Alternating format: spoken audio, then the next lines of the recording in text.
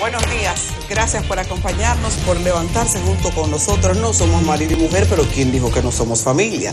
Porque a esta hora ese permiso tempranito le permite a uno ya presumir de ciertas cosas. Así que el cariño de papá Dios delante y después el de nosotros que estamos aquí ya. Pablo, bueno, Yanesi. Buenos días, familia, buenos días, Adis, qué bueno, Yanesi Espinal. Eso es un privilegio, un señor mayor estar entre sangre nueva. Ahora que está de moda lo de sangre nueva, entonces yo estoy demasiado bien entre sangre nueva. Un día más. Aquí estamos, miércoles 24, faltan 160 días para que termine el año. Pónganse en la cosa porque hoy vamos a hablar de Puerto Rico. Hay que decir algo de David Ortiz, algo que uno había, de esas cosas que uno tiene un párpito, en el Cibao se dice así, ¿verdad? Yo aprendí allá. No, los sureños, párpito. Fue en... Con R, sí. No, entonces el cibaño te dice pálpito con L. Pero pálpito se usa en el Cibao más. Sí, en el sur le metemos la R como debe ser, párpito.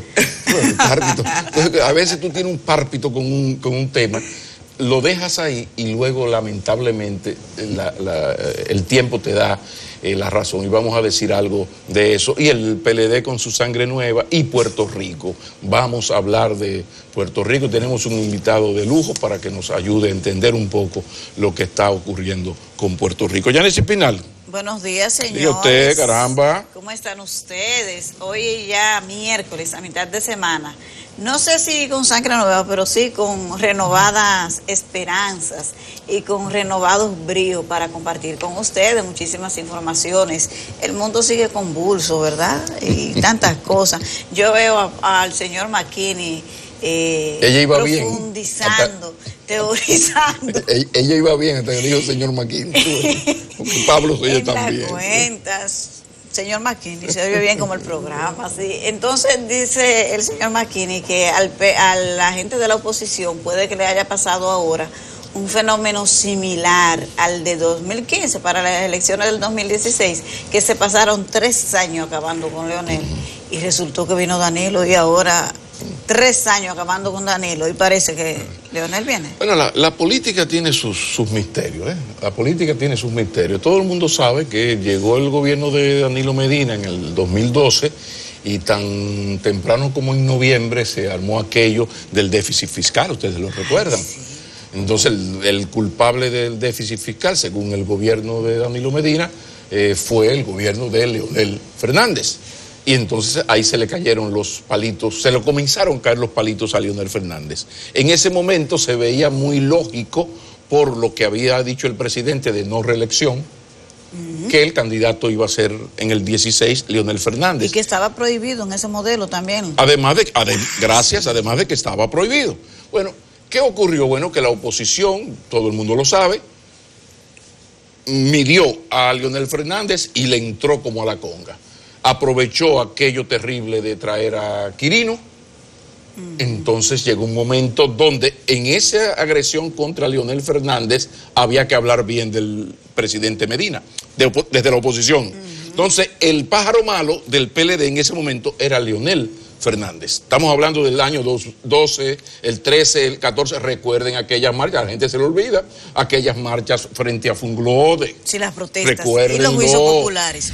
Recuerden los insultos, recuérdenlo. Entonces, en esos 3 años, el pájaro malo era Leonel Fernández, a quien había que destronar. Y ocurrió lo que ocurrió. Después de 3 años, tú hablando maravillas de un presidente que hasta los domingos trabaja, es PLDista, pero qué buena gente, decía la oposición, porque a quien había que darle era el posible candidato. Bueno, pues la fábula que tanto citaba don Juan se hizo realidad. Confundieron el toro, atacaron al toro que no era y lo cachó el toro que sí era. Porque de repente ocurrió, se modificó la Constitución y el candidato era Danilo Medina. Sí, pero si tú tienes 3 años diciendo que el malo de la película es Fernández y el bueno es Medina. Y ahí eso fue parte de, aumentó la popularidad y la votación que recibió Danilo Medina. Porque cuando tú tienes 3 años que la oposición, en vez de buscar por dónde darte, y en política, en un país con una deuda social acumulada como este, siempre hay por dónde atacar un gobierno. No hay manera de que un gobierno se salve, ¿no? Entonces, ocurrió. Bueno, ya lo demás es historia. Señores, y ahora viene lo mismo. Todo indicaba que se iba a modificar la Constitución. Venía Leonel Fernández de esos fatídicos años 13, 14 y 15. Nadie imaginaba que iba a ocurrir lo que ocurrió. Bueno, la oposición, que veía que el pájaro malo ahora era Danilo Medina porque era el presidente que se iba a reelegir, pues comenzó a enfrentar a Danilo Medina y a hacer las paces de alguna manera con Leonel Fernández. Y más de uno pasó, y más de un grupo pasó por Funglode. Y esas relaciones se pidieron excusas y sobre todo con esa piel de cocodrilo que tiene Leonel Fernández. Tú conoces que es una persona que no tiene la capacidad de guardar rencor. O sea, tiene una tolerancia al insulto, que Dios se lo bendiga, pero que no se la aumente. Entonces, bueno, pasó que de repente ya lo que es historia, Danilo Medina acaba de hablar y decir que él no va, y no va, es verdad que no va. Sí, pero el problema es que la oposición tiene 3 años enfrentando al presidente Medina, un poco golpeado por lo que le ocurrió en el 16. Previsiblemente. Entonces, recuerden que el bueno de la película ahora era Leonel Fernández. Para colmo, coincide el interés político partidario de su sector, el de Fernández, con el interés de la oposición. ¿Y qué es? Evitar la reelección. ¿Por qué? Bueno, porque en un país como este, donde la ética es un poema, donde las ideologías se fueron a bañar, en un país como este, el dinero es demasiado determinante. Y no es lo mismo enfrentarse a Leonel Fernández, a Margarita, a Navarro, a Francisco, que a un presidente de la República con un presupuesto de 900.000 millones de pesos. Entonces, ¿qué pasa? En esa coyuntura coincidían Leonel y la oposición. Incluso recuerden que hubo celos en el PRM por la cercanía de Abinader con Leonel Fernández. Se quiso hacer un parangón de Abinader-Leonel por la cercanía demostrada de Hipólito con Danilo. Pues ve qué vaina, otra vez ocurrió. El toro. El toro que no era se fue y te golpeó el toro que sí era. Resulta que ahora el candidato será o Leonel Fernández o uno de los delfines. Y como lo de la sangre nueva ha tomado tanta fuerza y Leonel Fernández se va a enfrentar a quien sea de ese equipo en las primarias, lo lógico es, conociendo uno a Danilo Medina, que es un estratega de armas tomar desde el año 90, y cuidado, que él tiene que poner sangre nueva para oponer para enfrentar a Leonel Fernández. Y podría hacer una pregunta entonces ahí. ¿Y cuál es el criterio para la selección de la sangre nueva? ¿En qué consistiría, más o menos, digo yo? Si tú me preguntas, yo pienso que es la cuota de poder que tú has disfrutado, la parte que tanto o poco o mucho tú hayas dirigido el país. Por ejemplo, la membresía del comité político es un dato a tomar en cuenta. Además, la edad. Sería como sangre vieja. Por ejemplo, si tú en el año 96 ya eras una persona fundamental en el PLD y estamos en el 19, y sigue entonces ahí. Difícilmente el candidato sea mi directo Temo Montaz o Reinaldo o Segura o Amarante Barret. No por falta de méritos, esos son otros temas, sino porque tú no lo vas a enfrentar al veterano Leonel Fernández. Con la sangre nueva, ¿no? La estrategia es tú enfrentar a Fernández a una persona que suscite esa simpatía en los más jóvenes, que se vea como algún tipo de renovación, caso Domínguez Brito, o caso Navarro, que Navarro es una persona que era secretario general del ayuntamiento, experto en urbanismo. De repente, el presidente Danilo Medina, que lo conoce muy bien personalmente, le da la oportunidad de su vida y el señor se crece y fue un muy buen canciller. Pero a mí entonces ahí me surge otra pregunta más. En el otro nivel. Pero el entrevistado del puertorriqueño. Ay, y la experiencia se desperdicia así tan fácil. No. ¿Cómo estás? Pero una pregunta entonces. Sí. En un mes se supone que el presidente los ha animado a los precandidatos que ya tienen posiciones, que ya han definido que participarán desde hace un tiempo. Suenan otros nombres que supuestamente se unirán a la carrera para convertirse en lo que ya se ha vuelto popular, del fin del danilismo. empujado por el presidente Medina. Entonces, se supone que en un mes harán una encuesta para ver cuál creció más. Exacto. Para que enfrente a Fernández. Y hay tiempo para eso. No, es un mes que cada uno de esos 6, 7 señores que ya están haciendo su trabajo, me imagino que lo van a acelerar. Y en un mes se hace la encuesta. En esa encuesta, hasta ahora, porque quedan esas 4 semanas, hasta ahora el que lleva la delantera con mucha ventaja es Domínguez Brito. Pero está la potencialidad de un Andrés Navarro. ¿Qué va a pasar en estas 4 semanas? Uno no sabe.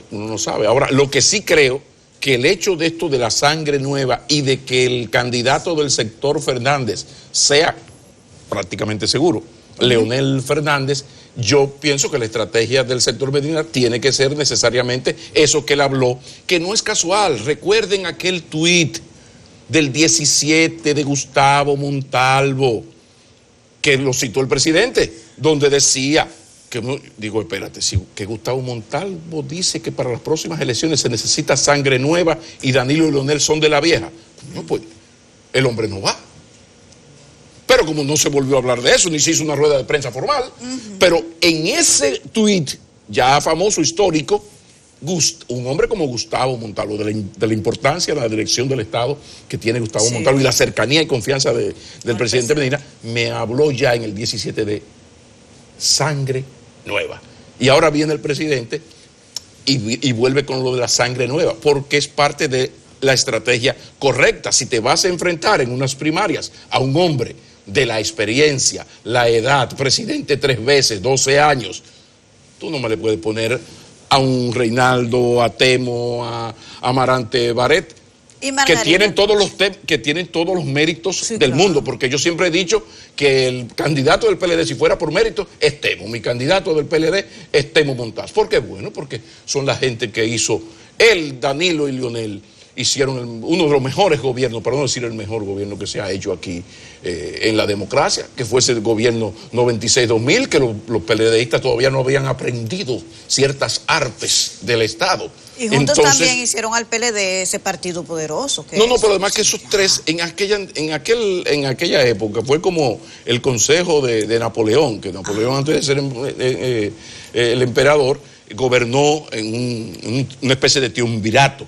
Entonces, en aquella época, por eso es que todavía Temo le dice, Dani, al presidente se le zafa. No, presidente, echa para atrás otra vez. Entonces, insisto, o sea, si por méritos partidarios tú tienes un Temo Montaz o el mismo Reinaldo, el número 13 en el partido, para no hablarte de un histórico como Carlos Amarante Barret. Ahora, creo que el presidente viene hablando de sangre nueva desde el 17 vía Montalvo, porque sabe que a quien tiene que enfrentar es a Leonel Fernández. Y tú a Leonel Fernández no le puedes poner un veterano que se lo va a comer con cachú, porque con Leonel Fernández no es fácil la cosa. Pero Margarita Cedeño se sumó a la etiqueta o hashtag de sangre nueva. Entonces, ¿ella en qué papel quedaría ahí? En caso de que se lance también a correr, porque en encuesta ella es la que mejor sale, si por encuesta. Lo que pasa es que en el PLD yo siempre digo que 3 personas marcan: Leonel Fernández, Danilo Medina y Margarita Cedeño. Y luego están los demás. De esos demás, el que más ha subido, que ha llegado a 3, 4, ha sido Francisco. Entonces, ¿qué pasa? Margarita Cedeño tiene la llave no del corazón, sino de las elecciones internas del PLD. En el sentido de que a quien ella apoye del sector Medina o sector Fernández, es muy posible ganador. Porque ella tiene, además recuerden que las primarias son abiertas. Y en el PLD, en la cúpula, ella tiene sus problemas.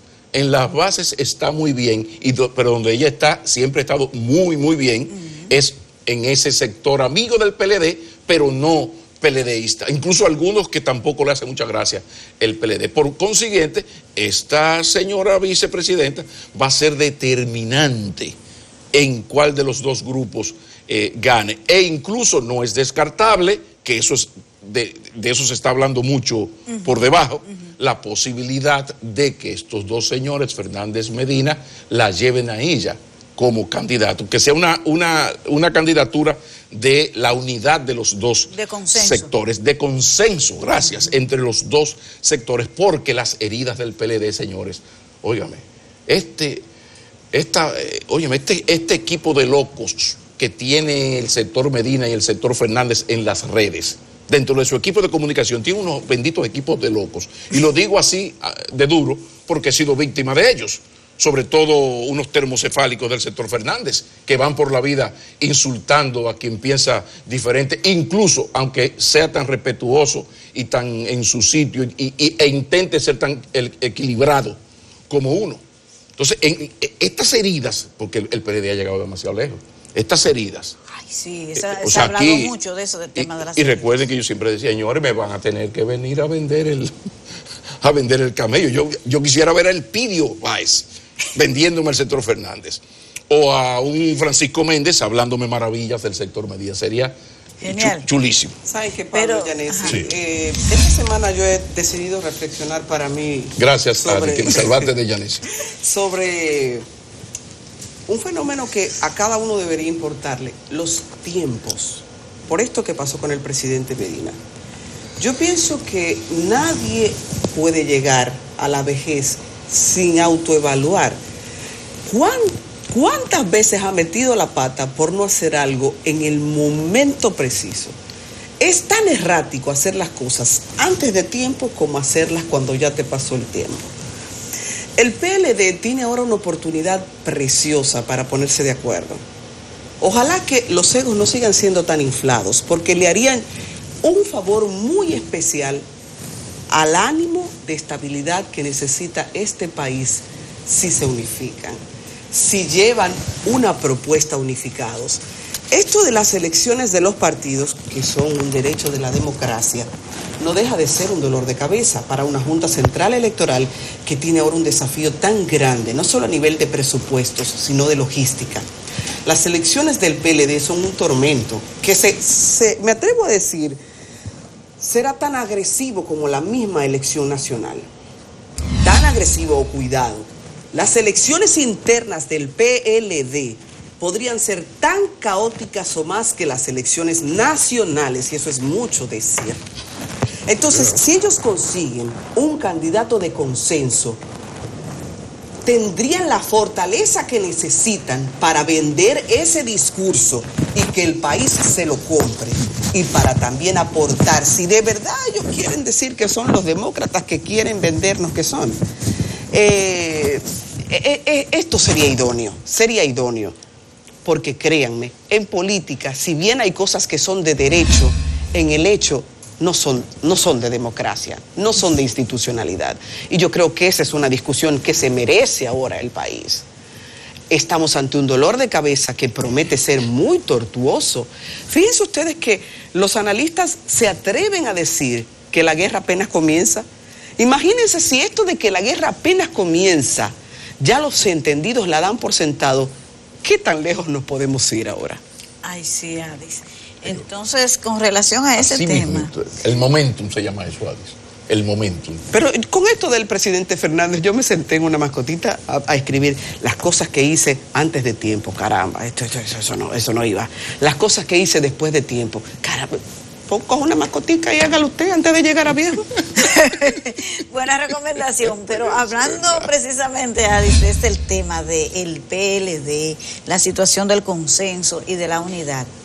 Miren, antes de que el presidente Medina hablara la pasada semana, el exsecretario general del PLD y que es ahora embajador en Washington, José Tomás Pérez, que fue un presidenciable en su momento, compitió con el presidente Medina en el 2011 y siempre ha tenido muy buena aceptación, y en este dime y direte no tomó un partido así como con esa tan radical y tan ofensivo.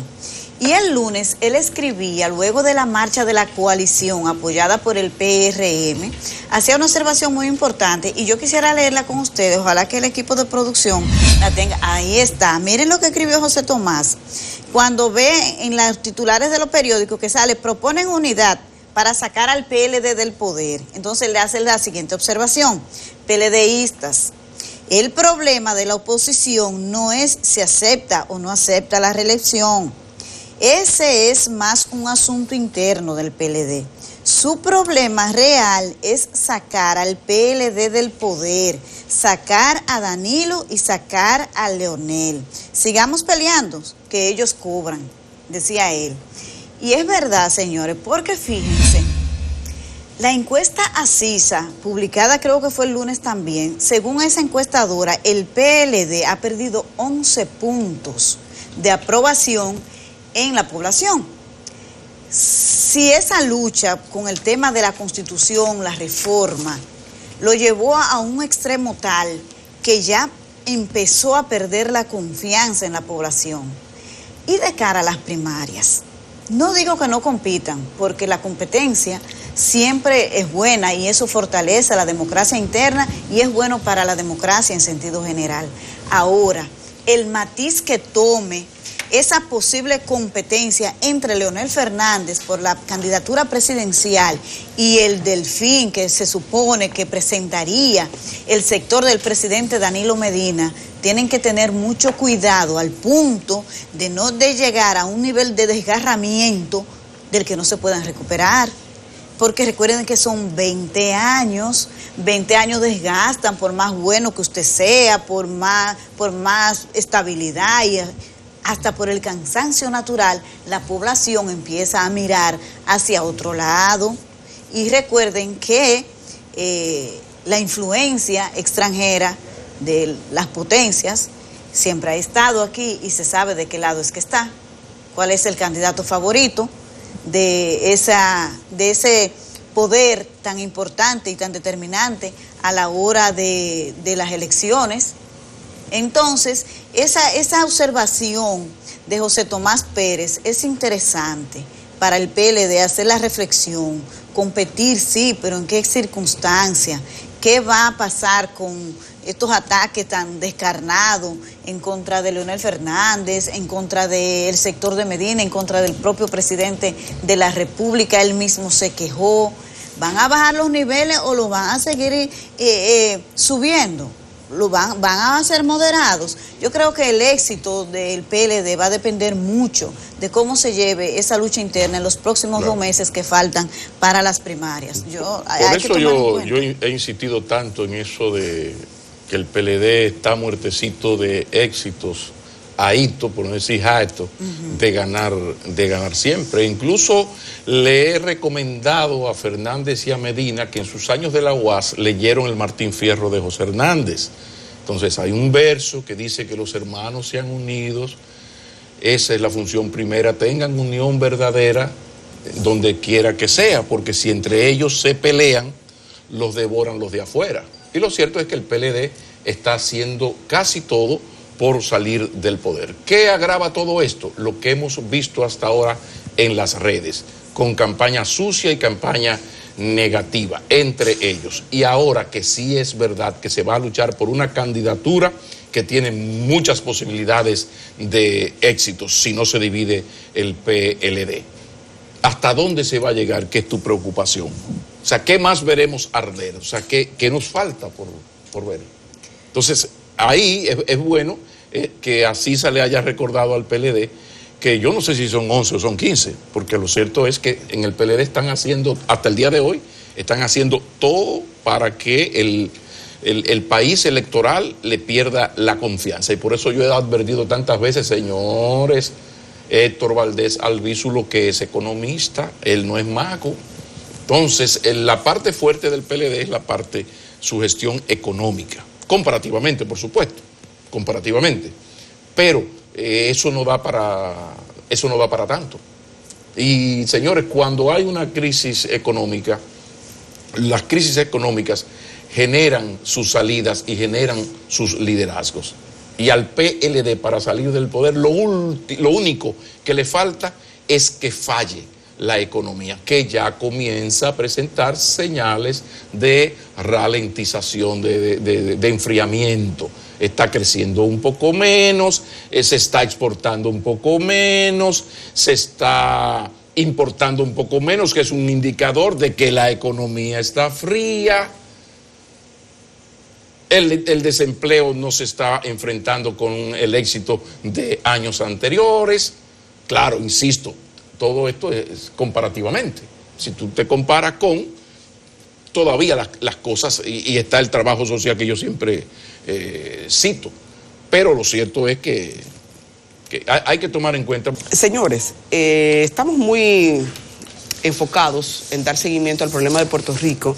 Nuestros hermanos de Puerto Rico están viviendo un momento que es una real crisis, y ante todo eso, entonces, en el próximo bloque tenemos un invitado especial. Está con nosotros Herman Munroy, que es ex director ejecutivo de la Oficina del Gobierno de Puerto Rico en República Dominicana. Vamos a analizar lo que está viviendo el país de Puerto Rico, cómo eso está incidiendo en su gente, cómo eso está, de hecho, también afectando las relaciones político-económicas, y a mediano y largo plazo lo que se puede esperar. No se mueva. Gracias por acompañarnos. Ya les advertíamos que es una entrevista muy interesante.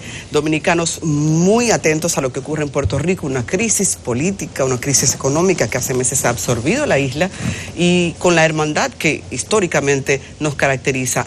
Hemos invitado al señor Herman Munroy.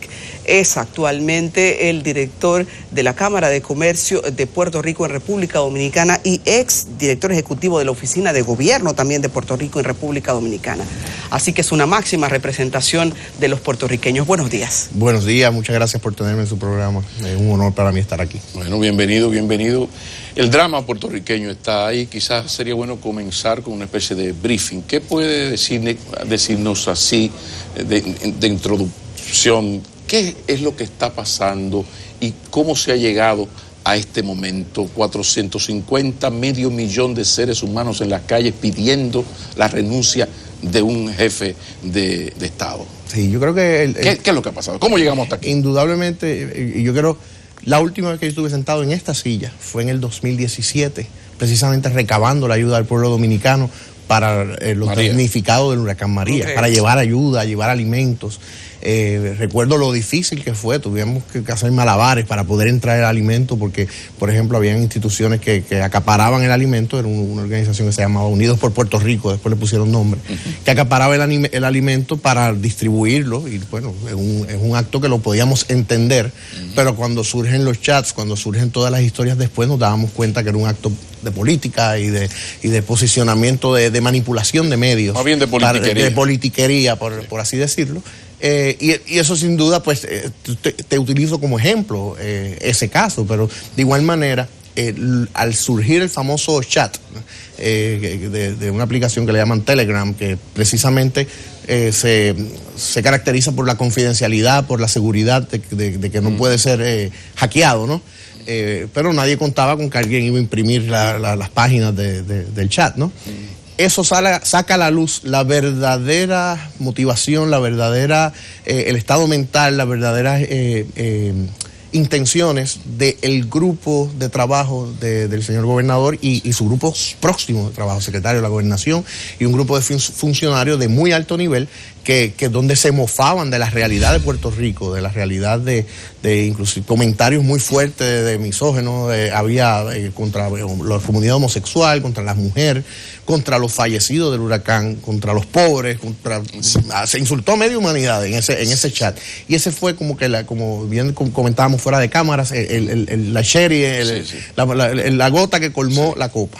Y ya el pueblo de Puerto Rico se volcó como pueblo, no como políticos. Cabe señalar que inclusive los partidos de oposición se han mantenido callados, porque es que no les conviene salir a hablar, porque se puede ver como un acto oportunista. Han dejado que sea el pueblo quien hable, la comunidad artística. ¿Por qué la comunidad artística? Puerto Rico, como ustedes saben, es un país que produce muchísimos artistas, y hablábamos fuera de cámara de eso también. La comunidad artística se volcó, y eso tiene un poder de convocatoria masivo. Ya el pueblo dijo, señores, se acabó, no más. No, el gobernador pidió perdón de mil y una maneras, y decimos, bueno, te perdonamos, pero fuera de la silla, por favor. Pero además llama la atención que es unánime. Yo no he visto la primera declaración en donde se defiende a este señor. No. Pero hay elementos, porque yo pienso que esto de Telegram, que es un chat muy privado. Es apenas lo que faltaba pero hay una historia. Sí. El tema de la crisis económica, yo sé que hay una deuda de 700 mil millones de dólares, es demasiado dinero. Esto viene desde mediados de este siglo. Me imagino que lo de la crisis financiera, lo de Lehman Brothers, todo eso tuvo una repercusión en Puerto Rico. El manejo de esa crisis de parte de los gobiernos, incluido en Puerto Rico, es algo a tomar en cuenta. ¿Qué tanto se ha deteriorado la economía y la vida del puertorriqueño en los últimos 15 años? Bueno, si vamos a los últimos 10, 15 años, ha habido un deterioro, sin lugar a dudas, en lo que es el organigrama gubernamental. Se fue creciendo tanto el gobierno que se convirtió en algo insostenible, en primer lugar. Segundo lugar, nos convertimos en adictos a la deuda. Era fácil, con el crédito bueno, pues emite bonos, vamos a venderlos, se vendían en un certamen porque eran los bonos triple exentos, no pagaban contribuciones ni federal, ni estatal, ni municipal. Básicamente era un tremendo, una ganga, vamos. Era muy fácil recibir dinero, emitir deuda, y llegó el punto en que no se podía pagar. Al tarde o temprano hay que pagar, porque si hay algo que tienen los bonos es fecha de madurez. Claro. Y gran parte de la fecha de madurez de los bonos que se emitieron hace 15, 20 años atrás, maduraron en el cuatrenio pasado. Bueno, tiene categoría triple C. Eso le llaman deuda chatarra en la economía. Increíble. Entonces, habida cuenta de que ya no tienes capacidad de seguir cogiendo prestado, tú tenías gobernadores anteriores, desde hace años, no solamente el anterior, sino venimos por años arrastrando una costumbre de que pague el que venga más adelante, ¿no? Sí. Y la última cuenta la paga el diablo. Sí. Que llegó el diablo, hermano. O sea, no se pudo pagar, el gobierno colapsa, y ahí es que entra el exgobernador tratando de paliar la situación. Vamos a tratar de acogernos a la ley de quiebra, vamos a tratar, y en una serie de implicaciones legales que impidieron que se pudiese acoger a la ley de quiebra en aquel entonces. Y al final del término del presidente Obama surge lo que es la ley promesa, que es la famosa Junta de Supervisor Puerto Rico Oversight and Supervisory Board, promesa en el término de ley, que crea esta Junta de Control Fiscal. Pero federal, desde allá hacia Puerto Rico. Nombrada por el presidente de Estados Unidos, para que básicamente es un síndico que va a tomar todas las finanzas del Estado y va a verificar cómo se van a manejar los fondos, etcétera, los presupuestos, ordena reducción de presupuesto, básicamente. Mira, había 100 y pico agencias, vamos a bajar eso. ¿Y qué pasó entonces a partir de ahí? Empieza ese proceso comienza al final del término de Barack Obama, que es donde se hace la ley, y básicamente comienza la implementación, pues bien ya lo último de su término y el principio del presidente Trump, a quien no creo que tenga que abundar en cuáles son sus políticas sobre cualquier cosa que no sea el territorio nacional. Y Puerto Rico,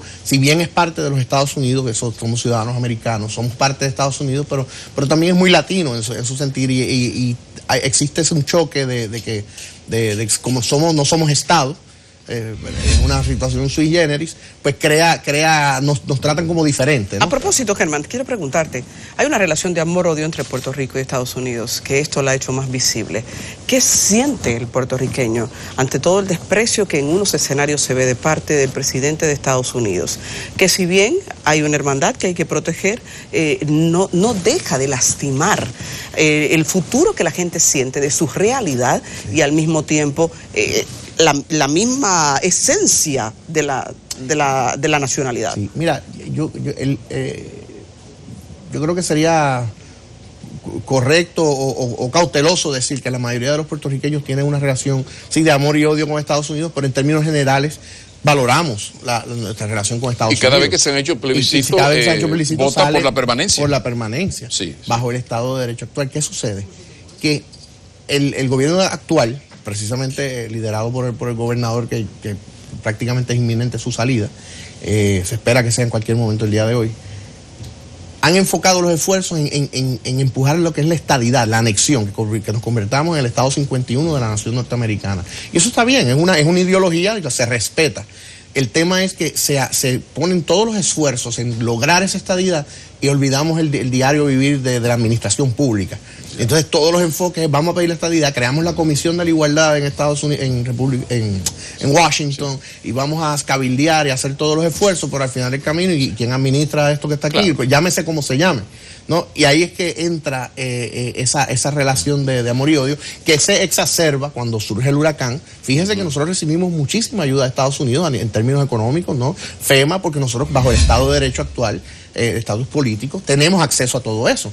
Pero cuando usted ve al presidente Trump que va a Puerto Rico y nos trata con, lo primero que dice es, me descuadraron el presupuesto y el papel toalla se lo tiraba a la gente. No, como impresentable. Fue una cosa Esas imágenes de vergüenza. Chocó y caló la fibra de lo que es el puertorriqueño. Yo creo que parte de ese resultado lo vieron esta semana cuando sobre 500,000 de personas salen sin ánimos políticos, puros puertorriqueños expresando su malestar y su indignación. Porque ¿hasta qué punto ha sido muy dañino para el pueblo puertorriqueño ser lo que fue Cuba para los soviéticos, Corea del Sur para los norteamericanos, Corea del Norte para China? O sea, hay países que durante la Guerra Fría cada imperio trataba de que eran países vitrina. Entonces Puerto Rico tenía que ser el ejemplo del progreso. El capitalismo funciona en Latinoamérica, vayan a Puerto Rico. Pero eso no era fruto de la realidad, verdadera realidad de Puerto Rico, porque había una ayuda. El caso de Taiwán, por ejemplo, tú vas a Taiwán y te das cuenta la mano norteamericana. Es un país de muchas inversiones. En ese sentido, ¿hasta qué punto crees tú que esa situación de país vitrina acostumbró a la economía, al puertorriqueño, a ese ritmo de vida muy diferente al nuestro? ¿Hasta qué punto eso fue dañino a la larga? Sí, a la larga ha sido dañino porque el haber ayudas, tanta asistencia, atenta contra la autosuficiencia, contra el autosustento. Y la autogestión. Entonces, ¿qué genera cuando, y es un tema, que eso es objeto de otro programa, porque sí, claro, es un tema largo, claro, cuando para usted como ciudadano es más negocio sentarse en su casa, esperar la ayuda federal, que salir a trabajar, tenemos un problema. Entonces, pues ese es parte de lo que estamos haciendo. ¿Qué sucede? Como parte de ese desarrollo vertiginoso que surgió a partir de los años 50, la operación Manos a la Obra, la creación de lo que es el Estado Libre Asociado, que ha sido puesto ahora se ha sido cuestionado con las recientes decisiones del tribunal en el caso de Sánchez Valle versus Estado Libre Asociado. Ese tipo de relación se ha puesto ahora en suspenso y crea como que no, esto no sirve, pero sin embargo el Estado Libre Asociado, llamémosle o póngale el nombre que quiera, es nuestra realidad. Nosotros no hemos dejado de ser eso y gracias no, bajo ese estado, bueno o malo, no voy a entrar en ese detalle, hemos accedido a todas las ayudas de federales, etcétera, y teníamos una serie de incentivos, que es la parte que atento a su pregunta, sí, que nos permitía el crecimiento económico, entiéndase, existía una sección de la ley federal de impuestos del IRS, ¿no? Una política de excepciones. Una política que permitía, que era la sección 936, exacto, que permitía a los inversionistas, en este caso americanos, repatriar fondos sin ser sujetos a los impuestos que eso conllevaba, y eso conllevó la creación de muchísimos empleos muy bien remunerados que acostumbró al puertorriqueño a un nivel de vida. Que es quizás lo que explica el desarrollo estructural de Puerto Rico. Estos coliseos, estos malls que nosotros íbamos en los 60. Sí. Así. Que todavía existe. Terrible. Si lo da duda, pero que eran impresionantes, ya nosotros tenemos más o menos. Pero sí, en esos 60, 70, una cosa. Ya no hay nada que envidiar en eso. ¿Cómo se llama? El Plaza Las Américas. Las Américas, claro que sí. Kerman, está al frente de la Cámara de Comercio, sí, de Puerto Rico en República Dominicana. Para la estabilidad de un país es demasiado determinante la inversión privada. Quisiéramos escucharte hablar de cómo está la inversión privada, cuál es el estado en que se encuentra hoy día, cómo esa realidad pública ha afectado a la inversión privada y qué han terminado siendo los inversionistas, el comerciante, el empresario puertorriqueño. Sí. Pero mira, desde el cuatrenio pasado se comenzó a trabajar una serie de leyes que tengo que ser justo también. Esas leyes se aprobaron terminando el cuatrenio anterior del gobernador Fortuño, pero se implementó durante el cuatrenio del gobernador Alejandro García Padilla. Leyes tales como la Ley 20 sobre exportación de servicios, la Ley 22 que es para inversión en el país, en donde básicamente se trata de atraer capital de estos multimillonarios extranjeros americanos la mayoría, pero podían ser de cualquier parte del mundo, que van a Puerto Rico y estaban sujetos a una capital gain tax, la ganancia capital, tributaba un 0. O sea, básicamente la idea es que te mudaras a Puerto Rico por lo menos 6 meses y un día del año, vivieras en Puerto Rico, invirtieras en Puerto Rico y todas esas ganancias de capital no ibas a pagar. Esos son para los multimillonarios que tienen fondos de inversión, etcétera. Sí. ¿Qué quiere decir? Eso atrajo mucho capital privado. Como cuestión de hecho, Puerto Rico, usted va ahora mismo a Condado. El Condado es básicamente una de las zonas más afluentes en Puerto Rico. Y casi todas las propiedades han sido compradas por este grupo de inversionistas. Tienes inversionistas que compraron los grandes hoteles, han comprado las marinas. Y la inversión está haciendo. El clima de inversión en Puerto Rico es bueno. Es porque aún con toda esta situación, Puerto Rico es una isla que donde la playa pues no va a crecer más, o sea, es una isla. Entonces las mejores propiedades, no necesitas pasaporte americano, es la misma moneda. Estás a 3 horas de Nueva York, que está demasiado a 1 hora de aquí. Es muy, muy conveniente invertir en Puerto Rico y estas leyes fomentan ese tipo de inversión. O sea, existe una buena oportunidad de inversión en Puerto Rico ahora mismo. Sin embargo, es importante esto que se está dando en estos días, porque si bien existe esa oportunidad de inversión, hace falta estabilidad política, estabilidad jurídica. Y cuando usted tiene un gobierno que está tambaleando en el sentido político, fíjese que aquí todavía no hemos entrado en comisión de delitos, no hemos hablado de nada de eso. Eso llegará si llega, y si no llega, pues no llegó, pero lo cierto del caso es que tiene que haber estabilidad política y eso es lo que se le está, el pueblo como pueblo, implorando, señor gobernador, por favor, renuncie. Sin embargo, y deje espacio para dar estabilidad, porque entonces la Asociación de Industriales, la Cámara de Comercio, todas las entidades que los gremios de empresarios y de inversión privada imploran, por favor, estabilice esto, porque esto nos asusta. La gente, nadie quiere invertir si hay inestabilidad. Y uno imagina que fruto de esta situación y del gran rechazo, una cosa inmensa, pues algo ocurrirá, porque yo estaba mirando y me llamó la atención que resulta, sabe que aquí acabamos de pasar esto de que si hay o no los votos para la modificación constitucional, sabes la historia, pero en Puerto Rico pasa algo similar con el juicio político, y es que la oposición no tiene los votos para esto, o sea, se necesitan las 2/3 partes. 34 votos en la Cámara para poder comenzar el proceso de residenciamiento. Exactamente. Se requieren 34 votos en la Cámara de Representantes, que viene siendo la de diputados aquí, para comenzar el proceso. Sí, el asunto es que hoy, si es por el poder que tiene el partido gobernante, eso no pasa, pero en política 2 y 2 no son 4, en el sentido de que lo que se espera es que la presión sea tan masiva que el mismo partido le diga, oiga, hermano, usted del partido, ya él renunció de la presidencia, que y esa renuncia no cayó del cielo. No. O sea, que hay la esperanza, te pregunto ahora, de que el propio partido diga, coño, pero ven acá. O sea, ¿existe esa posibilidad? Yo creo que ya se dio. Básicamente ya se dio. Si ves las noticias, yo estoy desde temprano. Puerto Rico no durmió anoche. O sea, creo que la ansiedad que siente, la ansiedad que tiene el pueblo de ver qué va a pasar. Mucha gente no dormía, o sea, en las redes sociales estaban explotadas a media madrugada. Lo que estás diciendo es que ya se consiguieron las 2/3 partes. Hasta ya prácticamente están, porque han salido ya alcaldes importantísimos, como el alcalde de Guaynabo, que es una de las ciudades más importantes, solicitando, le pido por favor como amigo que renuncie. El alcalde de Arecibo, Molina, que es un alcalde también muy influyente dentro del partido y en el pueblo como tal, muy querido. También solicitando por favor renuncie. El de Fajardo, que es muy incondicional, acaba de decir por favor renuncie. Claro. Entonces, ¿qué pasa? Los diputados, los representantes, en el caso de Puerto Rico, se deben al pueblo y se deben o sea, la salvación es individual aquí, básicamente. Y la presión está siendo tal que no le va a quedar. Lo que pasa es que hasta el 500,000, las cosas, ellos estaban muy del lado de su presidente. La cosa es que cuando un pueblo se para en 2 patas, no hay para dónde correr. Y hay un factor muy importante aquí, esto es un tema más histórico dentro de la realidad de política de Puerto Rico. Sabemos que el padre del gobernador actual, Pedro Rosselló, fue gobernador por 8 años en Puerto Rico. Una época, básicamente la época de Clinton, una época de abundancia, de mucho dinero, pero hubo 40 convicciones durante su cuatrienio de delitos, ¿no? El secretario de Educación, una serie de gente. ¿Qué sucede? El slogan de campaña era: el pueblo habló y yo obedezco. Estamos claros que el gobernador Rosselló fue electo por el pueblo.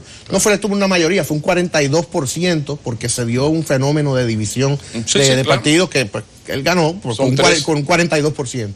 porque no fue exactamente una mayoría, pero en la calle el pasado día 22 sí hubo una mayoría. Sí. Y eso era evidente, ¿no? No. Entonces ahora, si el pueblo habló y tú obedece, eso es lo que esperan. ¿Sí? A eso súmele que una vez pasada la manifestación, el señor Pedro Rosselló padre renunció, se desafilió del Partido Nuevo Progresista. Aunque hay un elemento de corrupción. Es posible, ¿sabes? Que la corrupción es inherente al ser humano.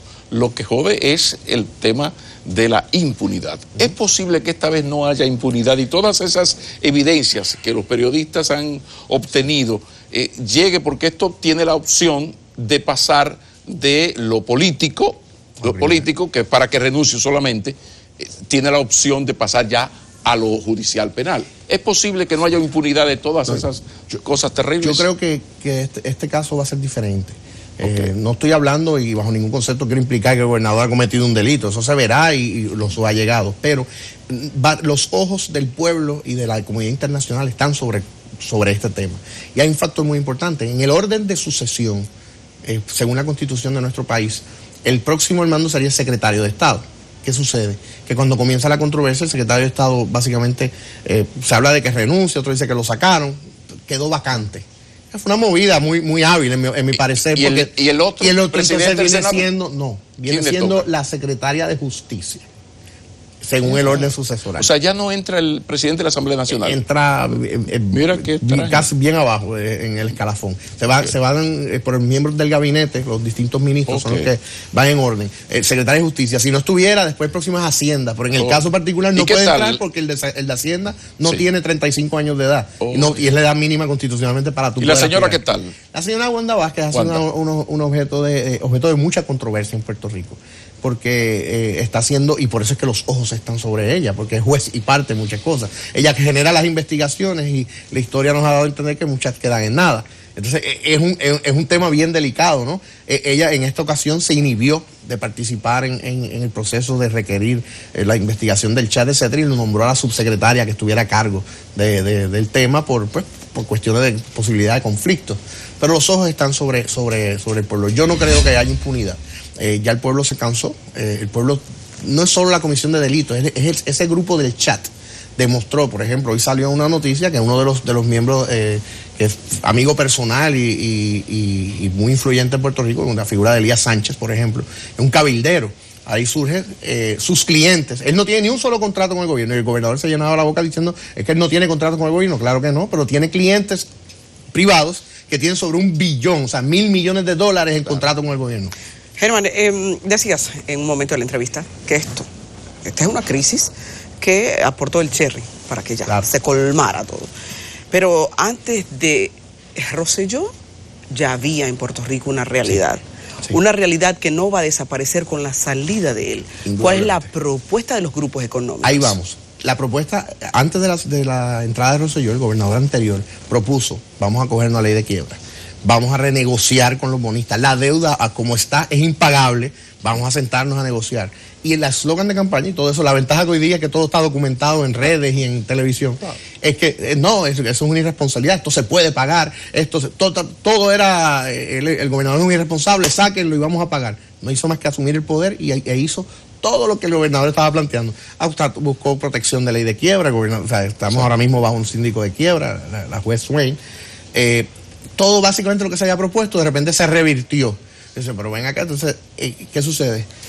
Dentro del chat se habla, pues el pueblo nos cogió de tontos, no fue la palabra fue un poco más fuerte. Con P, tonto, pero escrita con P. Sí, de tontejos, como dice un comentarista de allá, nos cogió de tontejos. Y dentro del chat dice, somos tan buenos que cogemos de tontejos hasta los nuestros. Y ahí la gente ya como que esto colmó la copa, o sea, nos están engañando y lo reconoce porque el administrador del chat es el propio señor gobernador. Entonces ahí ya esa fue la Sherry, como decimos. ¿Qué le quiero decir con esto? Sí es verdad que venía de antes. Sí es verdad que se le dio la oportunidad de que enmendara, porque la promesa de campaña fue esto es pagable, podemos hacer. En vista de que nos estaban tomando el pelo, ahora yo entiendo que el pueblo va a estar mucho más pendiente de cómo se va a fiscalizar, porque ya se colmó la copa, ya no hay espacio ya no hay juego, si no resolvemos ahora no va a quedar país para gobernar. Pero las grandes crisis traen grandes soluciones. Yo vi una escritora puertorriqueña que lamentablemente no recuerdo ahora mismo el nombre, pero hasta lo tuiteé, una frase muy hermosa, dice, caramba, a los puertorriqueños, al país puertorriqueño, no nos dan ni siquiera la oportunidad de equivocarnos, ni siquiera la oportunidad de perder. Sí. O sea, es una situación, pero esta grave crisis, algo importante, la militancia ciudadana, que no es costumbre que en un país se reúna medio millón de gente a decir, váyase ya, presidente. Esto es una gran oportunidad. A partir de esto, es posible que surja un movimiento por un nuevo Puerto Rico, que aumente la militancia ciudadana, el problema de la profesionalización de la pobreza, que es parte del efecto de esa misma ayuda de país vitrina, y eso hay que ir rompiéndolo. ¿Es posible? ¿Hay algún movimiento, alguna posibilidad, sí, Monroy? Sin lugar a dudas, se están creando movimientos de alianzas ciudadanas, más allá de partidos. Están los partidos tradicionales. En Puerto Rico hay 3 partidos tradicionales, pero se centran en el tema del estatus político. Y Puerto Rico tuvo un líder que fue Luis Muñoz Marín en una época, claro, y que decía, el estatus no está en issue. Entiéndase, sí, es un tema que tenemos que trabajar en algún momento, pero hay tantos temas inminentes que tenemos que tratar, que vamos a arreglar la casa y después hablamos del estatus. Estamos volviendo a ese discurso, para bien o para mal. Yo respeto las ideologías de cada cual, etcétera, pero la realidad que tenemos es la que tenemos y vamos a bregar vamos a arar la tierra con los bueyes que tenemos. Vamos a enderezar el tema y de ahí hablaremos de estatus. Entiéndase que el puertorriqueño, el elector puertorriqueño va a estar mucho más atento a la capacidad de los que están entrando. Hay un tema que va a ser objeto de discusión. En un momento dado se hizo un plebiscito para hacer una sola cámara, o sea, reducir la cantidad de diputados y de senadores, etcétera, en una sola cámara. Señores, Puerto Rico tiene ha bajado, pero tiene cerca de 3 millones de habitantes ahora mismo. Eso es lo que tiene Santo Domingo, el Gran Santo Domingo. El Gran Santo Domingo. Tiene esa cantidad de habitantes. Y sin embargo, en esa cantidad de habitantes tenemos 78 ayuntamientos, tenemos sobre casi 40 diputados, infinidad de senadores. Es demasiado el organismo, y eso es una carga fuerte para el pueblo. Es algo que tenemos que trabajar, sin duda. Pero a lo que nos estamos dirigiendo es a la fiscalización, pero ya la fiscalización no politiquera. Y algo que me ha gustado de todo este proceso es que la oposición política se ha quedado callada, porque dice, pero si el pueblo está hablando, déjame yo mejor quedarme callado. Y sabes que respeto eso. Respetamos eso porque no se ve oportunista, ¿no? No se ve, es un tema, deja que el pueblo se exprese y de ahí entonces retomamos. Yo creo que van a surgir líderes nuevos y hay algo que se ha reivindicado aquí a los famosos millennials. Los millennials, ¿no? Que son esta generación que son los que se ofenden por todo, que demostraron que en efecto están más pendientes de lo que y que tienen más poder de lo que en realidad se les atribuye. Y ahí tienes pues la manifestación. Oye, ha sido una semana intensa de manifestaciones ininterrumpidas.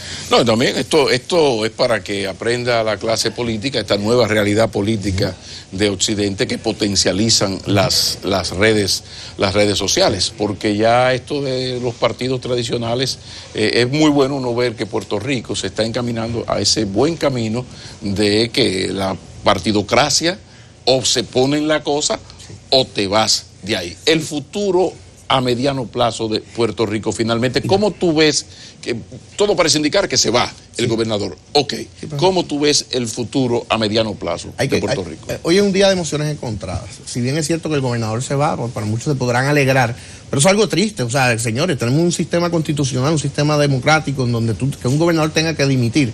Es algo que es lamentable. A la misma vez, tenemos un año, todavía queda hasta las próximas elecciones, 1 año y 2 meses, 3 meses. Y hasta que tome posesión un nuevo gobernador de donde venga, hay casi 1 año y medio. Entonces, sucede que este próximo año, el gobierno que está es el mismo partido de turno, deben enderezar la casa lo más que puedan y que sea el pueblo que decida en las próximas elecciones, ¿no? Pero mientras tanto, van a estar todos los ojos del pueblo sobre ellos y el nivel se va a exigir mucho más. Se va a exigir mucho más y esperamos que eso rinda resultados luego de esta lección aprendida, porque el pueblo de verdad, y más allá de temas de eslogan, demostró su poder. ¿Y la parte económica? La parte económica yo creo que está bien encarrilada, la parte económica está muy encarrilada. Hay una serie de fondos, billones de dólares asignados hacia Puerto Rico, que van a fomentar a la construcción, etc. Ahora mismo Puerto Rico tiene acceso a fondos federales, pero la falta de transparencia lo que hace es que ponen más controles y es más lento el desembolso. Sí. Pero esto entendemos que va a ser al final del camino productivo para Puerto Rico. Bueno, ha sido traumático, pero yo pienso que a mediano plazo va a ser muy positivo para la sociedad puertorriqueña este destape estos señores en este Telegram y lo que ha ocurrido y esa participación ciudadana. Muchísimas gracias, señor Monroy. Un placer, gracias por tenerme aquí. Sí, sin desperdicios, el encuentro con Germán Monroy, desde que usted llegó nos cayó muy bien porque debe ser primo segundo o nieto tercero de Gilberto Monroy. Y eso es una gran cosa. Bueno, sí, es una gran cosa. Monroy dirige la Cámara de Comercio de Puerto Rico en República Dominicana y también ha sido director de la Oficina de Gobierno de Puerto Rico en el país. Así que todo el dominio que tiene de la realidad puertorriqueña ha quedado evidenciado aquí. Gracias por darnos luz con este tema. A su orden. Vamos a una pausa comercial. Sí.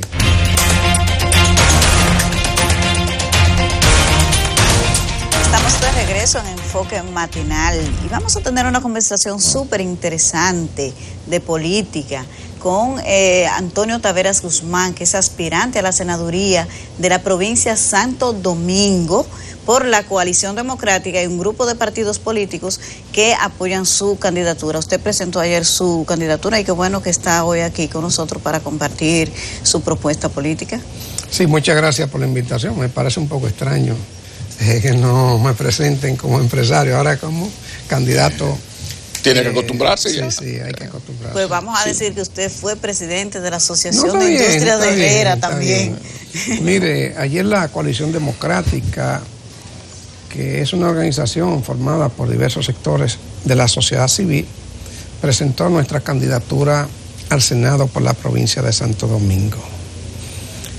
La Coalición Democrática confluyen sectores importantes de la vida nacional y está tratando de que personas fuera de la política vayan a la política con la finalidad de tener una actuación diferente a los que nos tienen acostumbrados los políticos tradicionales.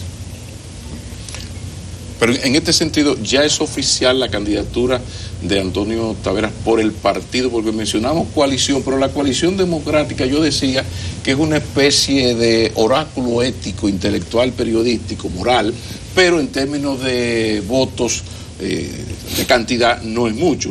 El aporte es en otro aspecto. Los votos los tiene el PRM. ¿Ya es Antonio Taveras el candidato oficial del PRM para la provincia de Santo Domingo? Bueno, la Coalición Democrática está sentada en una mesa con 7 u 8 partidos políticos, incluyendo al PRM, donde se están discutiendo una serie de candidaturas de la sociedad civil, de empresarios, de líderes sociales, de intelectuales, para que esa coalición de partidos asuma esa candidatura. Pero en el caso de Antonio Taveras Guzmán, ¿ya es oficial el candidato del PRM? No, hay que esperar que la coalición lo anuncie junto con los partidos políticos, que eso vendrá pronto ya. Ayer fue la sociedad civil. Perdóneme la pregunta, perdóneme que no me estoy comunicando bien. Yo lo que quiero decir le estoy es entendiendo. si es oficial ya o usted es parte de las personalidades que aspiran a ser candidato a senador con el apoyo del PRM, porque pregunto, insisto, el apoyo del PRM es determinante, porque es donde están los votos, estoy hablando de votos. Sí, claro, yo le dije que el PRM estaba sentado en la mesa de negociación con la Coalición Democrática. Pero no se ha llegado a un acuerdo todavía. Todavía, pero se llegará, porque están sentados en eso, ¿no? Una precisión ahí, don Antonio, el PRM se reservó esa plaza para la senaduría. En ese debate de la reserva de esa candidatura a la senaduría, ¿se conversó con usted para que fuera para usted? Sí, dentro de la Coalición Democrática todos se sentaron conmigo, porque eso no es un problema de que yo te nombre y tú aceptes. ¿Me entiendes? Esto fue, ha sido varios meses de mi parte, ¿no? De razonar la posibilidad y de tomar las decisiones junto a la familia, junto a amigos. Recuérdese que nosotros salimos en una campaña ciudadana, una vez dejamos la presidencia de la asociación y empezamos a recorrer el país en autobús, hablándole a la gente, hablando con todos los sectores sociales de la importancia, ¿no?, de que las leyes se respetaran, de que la Constitución se respetara y que no debíamos permitir que un presidente, en este caso el presidente Danilo Medina, que sensatamente tomó la decisión, puso el oído en el corazón del pueblo y decidió no ir a una reelección que la Constitución no se lo permitía. Es decir, decidió no atropellar una vez más la Constitución. Y eso es importante. Pero hablemos entonces de la propuesta. Antonio Taveras Guzmán le gustaría, aspira a ser el senador por la provincia Santo Domingo, la más grande, de una importancia determinante en la lucha electoral. Habrá que ver quiénes son los demás aspirantes, pero vamos a aprovechar la presencia de Antonio Taveras Guzmán para escuchar sus propuestas fundamentales. Sí, mire, que si quiero ser senador, bueno, por eso tomamos la decisión, por supuesto, de ir a esa candidatura y la tomamos porque la sociedad civil nos la propone, una serie de gente muy importante de este país y que quieren lo mejor para este país, ¿no? Y de las manos de los partidos políticos de donde se hacen políticas electorales, entonces vamos a ir a ganar esa candidatura. Mire, la ciudad de Santo Domingo es parte y tiene todos los problemas que tiene el país, todos los problemas. Yo decía ayer que la ciudad de Santo Domingo, el nuevo Santo Domingo que estamos proponiendo, es un ensayo, para de ese ensayo partir hacia todo el país. Mire, nosotros hace mucho hemos venido hablando de la necesidad de que el país tiene que buscarse grandes cambios. Y uno de los principales cambios tiene que ver con su modelo de desarrollo productivo, es decir, de dónde nosotros estamos produciendo riqueza, cómo la estamos produciendo y cómo inclusive se está repartiendo esa riqueza. En la ciudad de Santo Domingo hay la mayor cantidad de empresas y empresarios, y sobre todo muchas empresas informales. Entonces, esa ciudad tiene una capacidad enorme de generar empleo. Y si usted genera empleo a partir de resolver todos los problemas que tienen las pequeñas y medianas empresas de ese sector, entonces va a sacar mucha gente de la pobreza. Usted dirá, bueno, pero eso no es el papel de un senador. Yo digo que sí, que el papel de un senador es representar. ¿Te entiende? No solamente hacer leyes y servir de contrapeso, es representar una ciudadanía. Pero nosotros aspiramos a impulsar esos cambios. Entonces tenemos un punto, que es impulsar la formalización de las micro y pequeñas empresas, darle prioridad a la generación de empleo. Claro, ese es un punto central. Mire, ahí hay que desarrollar un plan de desarrollo de la provincia, donde se incluyan los alcaldes, es decir, los municipios, los 7 municipios, donde sea un plan integrado y donde todo el que esté ahí con un puesto dirigencial, dirigiendo los municipios, estemos de acuerdo con ese plan y lo empujemos. Los síndicos, los distritos municipales, y esto tiene que ver con todo, tiene que ver inclusive hasta con el tránsito, tiene que ver con los derechos fundamentales de la gente, los derechos denegados, es decir, tiene que ver con la salud, tiene que ver con la educación. Nosotros, este es un país que no es es un país unitario, pero pretendemos que desde la provincia de Santo Domingo nosotros impulsemos todos esos cambios. Repito, todos estos cambios junto con todas las autoridades electas que quieran desarrollar esa provincia. Son muchas preguntas, especialmente relativas a su propuesta legislativa, pero cuando uno observa que usted ha decidido hacer la transición de empresario político, de hecho, en principio usted lo dijo, bueno, ya no me presentan como empresario, me presentan como político. Usted es una persona con una larga carrera a nivel empresarial y que uno puede inducir que tiene su vida resuelta. ¿Por qué usted decide, bien, verdad? ¿Por qué usted decide hacer una pausa en sus labores empresariales, me imagino, para dedicarse a la política, a una tarea que requiere tanto tiempo, que conlleva muchas cosas, a veces hasta el descrédito sin usted ganárselo? ¿Por qué usted tomó esa decisión? Mire, fue una decisión que yo digo que es una decisión existencial. Eso hay que desarrollarlo. Una decisión si dijo eso, tiene que desarrollarlo. Sí, mire, yo vengo de familia muy pobre. Hemos desarrollado negocios. Nos ha ido bien, con mucho trabajo, mucho sobregido, muchas noches sin dormir. Entonces, En mi juventud yo estuve mucho ligado al movimiento social. Entonces, dejé el activismo social para dedicarme a las empresas. Ya estamos bien. Yo le dije a mi familia, bueno, ya hemos cumplido con esta parte. En este tramo de mi vida, déjenme entonces déjenme ser un poco egoísta y hacer cosas que yo he querido hacer y las he relegado por las empresas. Y una de esas cosas era servirle a este país a través de una fundación que tenemos, que hace mucho estamos trabajando en ella, o ir al Estado, ir a los públicos, a tratar de poner un granito de arena para que este país cambie. Porque si una decisión tomamos fue quedarnos en este país. No nos vamos de este país, pero nos quedamos tratando de ser responsables y luchar por un país decente, donde todos podamos vivir, donde los derechos fundamentales se les respeten a la gente, donde la gente no tenga la necesidad de estar en el día a día y que se le vaya su tiempo, su existencia, tratando de ver si come o no come, porque este es un país con muchas potencialidades. Entonces, yo siempre he dicho, la gente no vino a pasar trabajo, no vino a pasarse su cotidianidad resolviendo si va a comer o no va a comer. Entonces hay que poner su granito de arena. Cuando la Madre Calcuta de Teresa, por ejemplo, decidió tirarse a las calles y hacer su labor, lo hizo también con ese desprendimiento.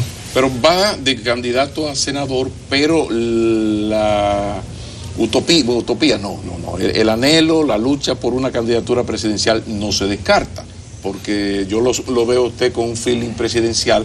Y lo que le quiero preguntar es, ¿le fue difícil abandonar la buena amistad, en términos no políticos, personales, con el presidente Medina? Porque cualquiera hubiese pensado, pero caramba, si tienen una relación primaria de tanto respeto, ¿por qué no se acercó en términos de políticos a Danilo Medina? ¿Le gusta tampoco el PLD? Bueno, no, el problema es que esto no es un problema de cargo, esto es un problema de visión política. No, pero yo no digo, no he mencionado cargo. No, me refiero de puesto o de que me lleve el PLD o me lleve este partido.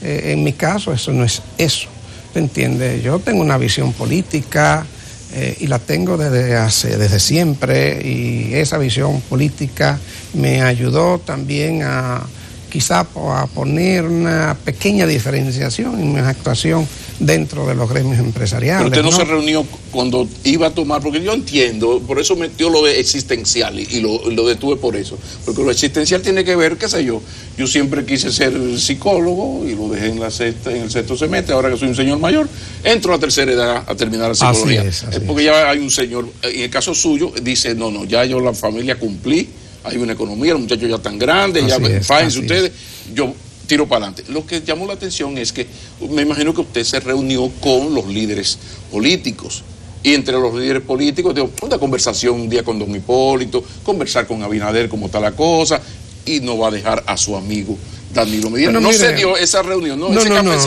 Yo me reuní con todo el que me pidió reunirme para esto, ¿no? Todo el que fue a mi oficina a hablarme de esto. Y usted pero tiene que ser humilde, senador. O sea, me refiero a que si usted tiene este proyecto presidencial, no es normal que usted, me gustaría hablar con el liderazgo político. Usted no lo hizo así. Fue Hipólito que fue allá a la oficina. No. Óigame. Explíqueme. Mire, en este proceso que lleva unos meses, ha habido que reunirse con todo el mundo. Por supuesto. Todo el que ha estado dispuesto a una reunión, pues nosotros hemos ido, ellos han ido a mi oficina, me lo han solicitado, le hemos solicitado para pedir opiniones, y entonces se ha dado un proceso de conversación. Con el presidente Medina con la gente del PLD ni tampoco. Con Leonel Fernández tampoco. Lo suyo es entonces con la oposición. Miren, lo que pasa es que el PLD va para 20 años en el poder.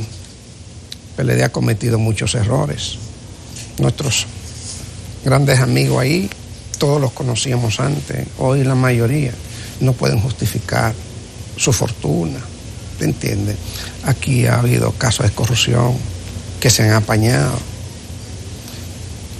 Los grandes problemas de este país no se han resuelto. los grandes desafíos de este país los tenemos por delante. Mire, aquí hay temas fundamentales, como el problema eléctrico, por ejemplo, el problema del transporte, el problema de la salud, el mismo problema de la educación, que a pesar del 4%, a pesar de la tanda extendida, entonces no se ha logrado avanzar. Yo sé que eso es lento, pero en el tiempo que tenemos con el 4% ya ha debido haber algún tipo de avance. Claro, se han construido muchos planteles escolares que hacían falta y eso es correcto, allí donde fuera necesario, pero no basta con darle comida a los muchachos, una tanda extendida. La visión del desarrollo también significa una visión de la educación diferente, y como aquí no hay visión del desarrollo, entonces tampoco hay una visión de la educación que vaya acorde con esa visión del desarrollo. Aquí seguimos todavía pensando en que este país va a vivir de préstamos, de importaciones, va a vivir de cara a nuestros campos, va a vivir de cara a nuestra producción nacional, y eso ya no es posible. El mundo cambió a partir de los 90 y el mundo se ha vuelto una sola zona de comercio. Si no tenemos nada que llevar a esa zona de comercio, si no producimos nada, hemos desbaratado nuestro aparato productivo nacional, entonces no vamos a ser competitivos. Y en este mundo, el que no es competitivo en términos económicos se va muriendo.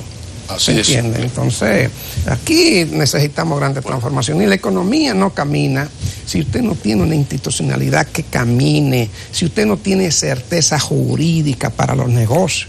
O sea, no camina la economía.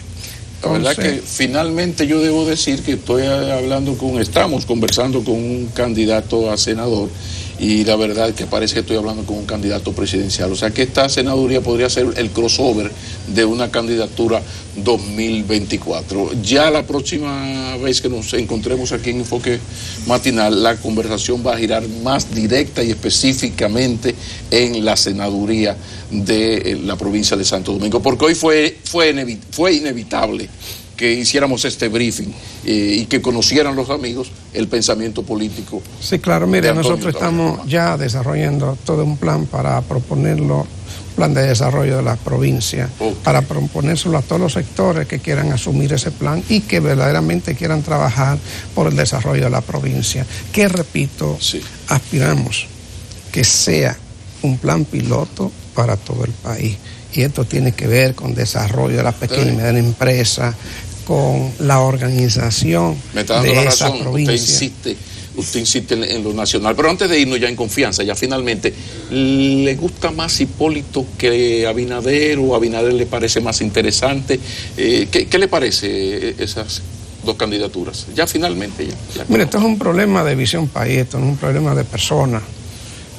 Cada uno tiene una visión país diferente, entonces usted tiene que elegir. Vamos a esperar que la presenten, No, pero usted conoce el pensamiento político de ambos, y sobre todo de Hipólito. Mire, ellos están en un proceso, yo no soy, no, es un proceso interno, yo no quiero meterme en los procesos internos, ¿te entiendes?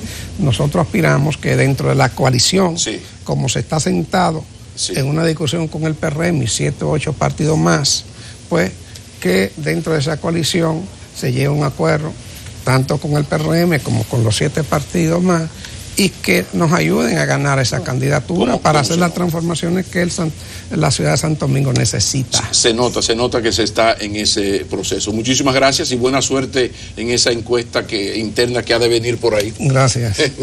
Vamos a la pausa y continuamos. Esto es Enfoque Matinal para CDN.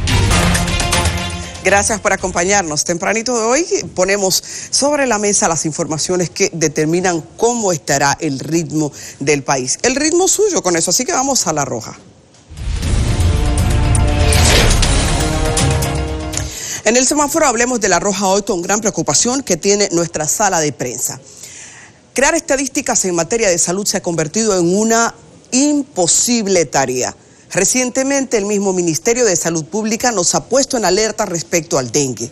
Sectores privados indican que hay un número X de muertes, mientras que Salud Pública se limita a 3 casos y dice que hay otro pliego de casos que están siendo investigados.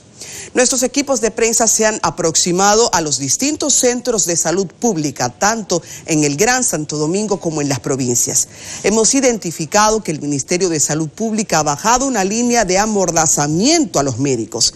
Están impedidos de conversar con la prensa, lo que significa que ponerlos a ustedes ahora mismo de manera pertinente al tanto de cómo está el dengue es imposible si no colabora la institución. Hemos dicho en diferentes años que Salud Pública juega con la simulación de datos y esto no es responsable. El gobierno está supuesto a ponernos a todos en el derecho de estar al día de lo que nos importa tanto como nuestra vida.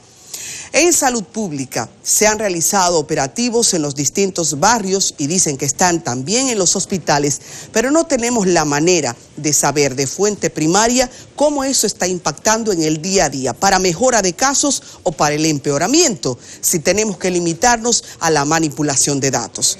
Eso es escandaloso en un momento en que la información a través de redes y de medios como este es necesaria para que la gente esté alerta de su propia vida.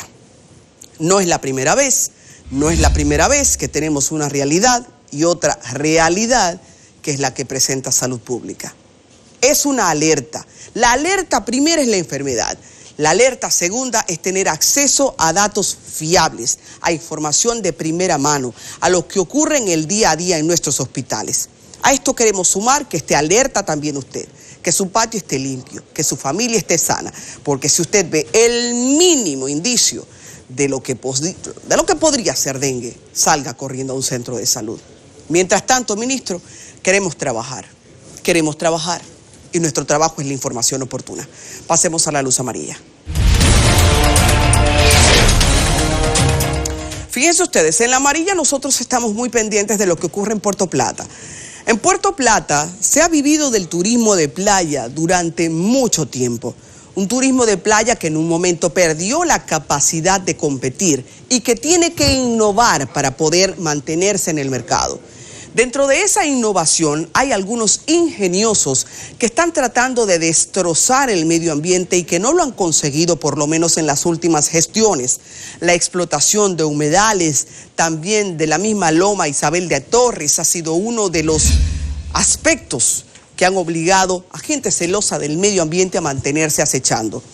En las últimas horas tenemos informes de que nueva vez hay amenazas, de que hay intentos de que se den permisos, de que en Cabarete se privatice una de las pocas playas que queda y también de que se exploten unos humedales que serían privatizados. La Sociedad Ecológica de El Cibao ha salido a la delantera, ha hecho estudios de cómo los resultados medioambientales y científicos de suelo nos dan a saber que no hay manera de considerar viable la explotación de esos humedales.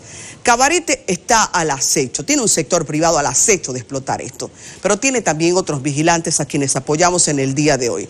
Importante que Medio Ambiente sepa que la gente decente de Puerto Plata y del resto del país está observando. Y es bueno que los sensatos inversionistas de Puerto Plata sepan que vender playas a estas alturas de la economía no es suficiente. Hace falta más. Así que esos recursos de medio ambiente que ofrece Puerto Plata, lejos de ser explotados, necesitan una protección que sea incluida en la oferta turística para que haya economía por mucho tiempo, que haya crecimiento por mucho tiempo. Las quejas son válidas y por eso hoy las ponemos en nuestra luz amarilla. Pasemos a la verde.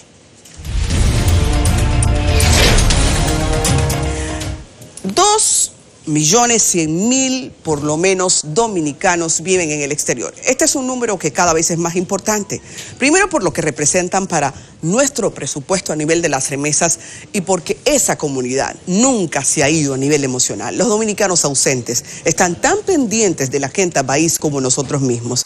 Así que hoy ponemos en la luz verde la aprobación que ha hecho la Cámara de Diputados luego de lo difícil que ha sido un proyecto de ley con el que se daría soporte por parte del gobierno a las familias que tienen algún miembro que muere en el exterior y que luego se ven imposibilitadas de traer el cadáver por situaciones económicas. La dignificación del dominicano que vive en el extranjero es necesaria. El proyecto de ley no solo supone eso, sino también que haya de manera oficial un soporte para los dominicanos que por alguna necesidad tienen que regresar al país. Que esa reinserción cuente con un apoyo oficial y con una logística pensada, con una logística establecida en la ley y que se haga realidad. Es muy necesaria. La actual legislatura se ha ido pobre. Ayer lo decía yo justamente en el semáforo. Ojalá que se pueda completar este proceso y que los dominicanos en el exterior, que tanto aporte hacen, repito, al presupuesto, terminen sintiendo que también son parte de nuestra agenda. Hasta aquí con cariño el semáforo. Familia, aquí estamos ya para despedir, Yanes, en la parte final. Ay, sí. Déjame decirte que transcurrió rápido la mañana. Muy interesante el contenido de hoy, ¿verdad? Así es, sin desperdicios. Como sin desperdicios, sigue la programación de CDN. Buenos días, mañana a las 7 aquí estamos de nuevo.